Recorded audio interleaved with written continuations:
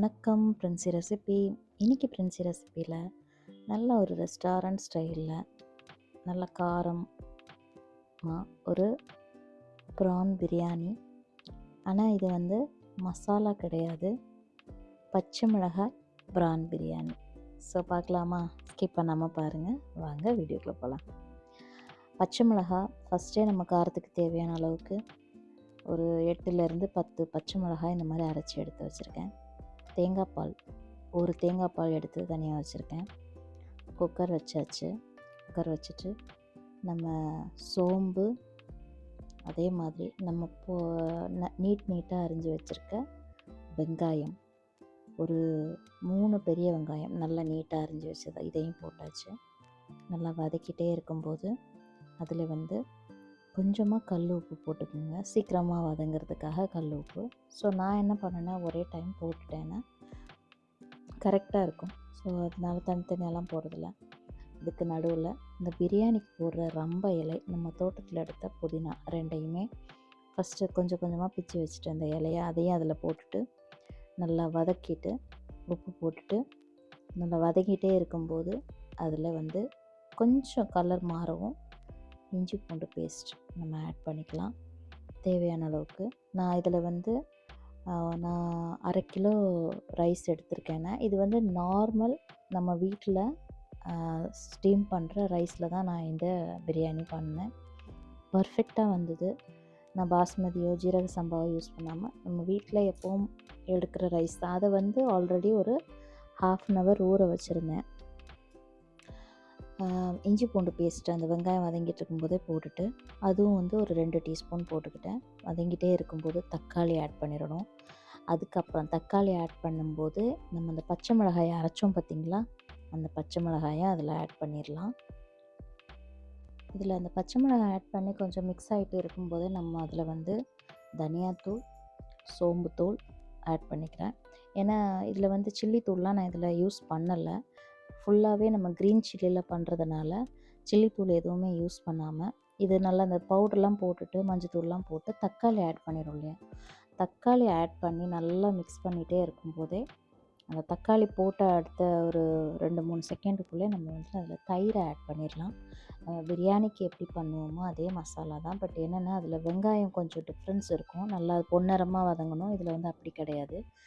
நம்ம அந்த கரம் மசாலா, நம்ம வீட்டில் பிரியாணிக்குன்னு அரைச்ச கரம் மசாலா, அதையும் ஒரு டீஸ்பூன் போட்டுட்டு நம்ம அந்த சில்லி அந்தளவு இதில் வந்து ஸ்பைசி அந்தளவுக்கு எனக்கு தெரியல. பட்டு ரொம்ப ஸ்பைசி எனக்கு வேணும்னு நினைக்கிறவங்க கொஞ்சம் க்ரீன் சில்லி அதிகப்படுத்திக்கோங்க. ஏன்னா வேறு எந்த மசாலாவும் இதில் கிடையாது. அதனால் இது வதங்கிட்டே இருக்கும்போது தயிர் 2 டேபிள் ஸ்பூன் போட்டுக்குங்க.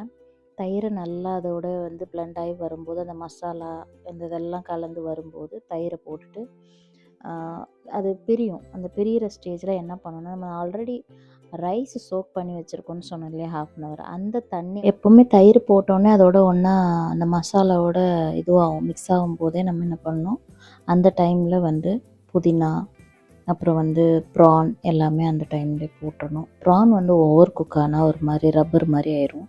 ஸோ அந்த மாதிரி ரொம்ப ஓவர் குக்கெல்லாம் ஆகக்கூடாது. இதெல்லாம் அந்த மசாலாவோட எல்லாம் ஒன்றா பிளெண்ட் ஆகிட்டு இருக்கும்போது நல்லா மிக்ஸ் ஆகும்போது ப்ரான் போட்டுறணும். 1/2 கிலோ ப்ரானுக்கு 1/2 கிலோ ரைஸ் எடுத்திருக்கேன். நல்லா கழுவிட்டு அதுலேயே வந்து ஒரு 1.5 டம்ளர் தண்ணி ஊற்றி நம்ம வச்சுருந்தோம். அந்த தண்ணியை இதில் ஆட் பண்ணுவேன். இதில் ஆட் பண்ணிவிட்டு இப்போ நம்ம ரைஸில் ஊற்றி வச்சுருந்த தண்ணியை வந்து இதில் ஆட் பண்ணியாச்சு. இப்போ ரைஸ் வந்து ஆல்ரெடி நல்லா 1/2 மணி நேரம் ஊறின ரைஸ் நல்லா ரெடியாக இருக்குது. இந்த ஸ்டேஜில் என்ன பண்ணால் இன்னும் கொஞ்சம் எக்ஸ்ட்ரா தண்ணி, ஏன்னா இது வந்து ஸ்டீம் ரைஸ்னால் ஒரு 1.5 டம்ளர் தண்ணி எக்ஸ்ட்ரா ஆட் பண்ணிவிட்டு அது நல்லா கொதித்து வரும்போது அரிசியை போட்டுறணும். அரிசியை போட்டுட்டு அந்த அரிசி வந்து நல்லா ஸ்டீம் ஆகி 2 வாட்டி நல்லா கொதிக்கணும். அந்த தண்ணியிலே கொதிக்கும் போது இப்போ நம்ம அந்த தண்ணி கொதித்தோடனே நம்ம அரிசியை போட்டாச்சு இல்லையா, இது நல்லா கொதிக்கணும். இது கொதித்து நல்லா வந்து பாதி அந்த ஹாஃப் வாட்டர் வந்து அப்சர்வ் பண்ணி எடுக்கும் அந்த ரைஸ். நல்லா எடுக்கும்போது அந்த ஸ்டேஜில் என்ன பண்ணணும், நம்ம ஒரு தேங்காய் ஆல்ரெடி பால் எடுத்து வச்சுருக்கோம் இல்லையா, அந்த தேங்காய் பாலை இதில் ஆட் பண்ணணும். இதில் திருப்பி சொல்கிறேன், இதில் வந்து நான் வந்து ஃபுல் அண்ட் ஃபுல் சில்லியில் பண்ணுற ஒரு ரெஸ்டாரண்ட் ஸ்டைலில் நான் பண்ணிகிட்ருக்கேன். உங்களுக்கு இன்னும் கொஞ்சம் அதிகமாக ஸ்பைசி வேணும்னா நீங்கள் ஆட் பண்ணிக்கலாம் சில்லி பவுடர். பட் நான் இதில் ஆட் பண்ணாமல் பண்ணுறதுனால இந்த பிரியாணி கலரே வந்து க்ரீன் கலரில் தான் வரும், முழுக்க முழுக்க பச்சை கலர்லேயே தான் இருக்கும். ஸோ அதுக்கப்புறம் நல்லா அந்த அந்த அரிசியெல்லாம் தண்ணியெல்லாம் எடுத்த அப்புறம் இப்போ இந்த ஸ்டேஜில் நான் தேங்காய் பால் இதில் ஆட் பண்ணிடுவேன். ஆட் பண்ணிவிட்டு திருப்பியும் நல்லா கொதிக்கி அந்த எப்படின்னா உடனே நம்ம வந்து தேங்காய் பால் ஊற்றிட்டு குக்கர் வந்து ப்ரெஷர் அந்த இது போடக்கூடாது, மூடி போட்டு வெயிட் போடக்கூடாது. இது நல்லா கொதித்து ஒரு ஸ்டேஜுக்கு ஆன அப்புறம்தான் குக்கர் வெயிட் போட்டு கீழே ஒரு தோசைக்கல் வச்சு நம்ம இந்த மாதிரி எடுத்தோன்னா பர்ஃபெக்டாக ரெஸ்டாரண்ட் ஸ்டைலில் பச்சை மிளகாய் ப்ரான் பிரியாணி ரெடி ஆயிரும் உங்களுக்கு. நீங்கள் வீட்டில் அழகாக பண்ணலாம். இது கண்டிப்பாக ட்ரை பண்ணிவிட்டு எத்தனை பேர் இந்த ரெசிபியை ட்ரை பண்ணீங்கன்னு சொல்லிட்டு எனக்கு கமெண்டில் சொல்லுங்கள். அண்டு சில்லி பிரியாணி நல்லா இருந்ததுன்னு சொன்னாங்க, வீட்டில் பண்ணி கொடுத்தேன். நீங்களும் பண்ணி பார்த்துட்டு எனக்கு ரிசல்ட் எப்படி இருக்குன்னு சொல்லுங்கள்.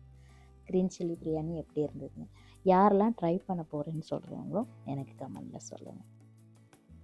வீடியோ பிடிச்சிருந்தால் லைக் பண்ணுங்கள், ஷேர் பண்ணுங்கள், சப்ஸ்கிரைப் பண்ண மறக்காதீங்க. அதே மாதிரி ஹைப் பண்ணவும் மறக்காதீங்க. தேங்க்யூ.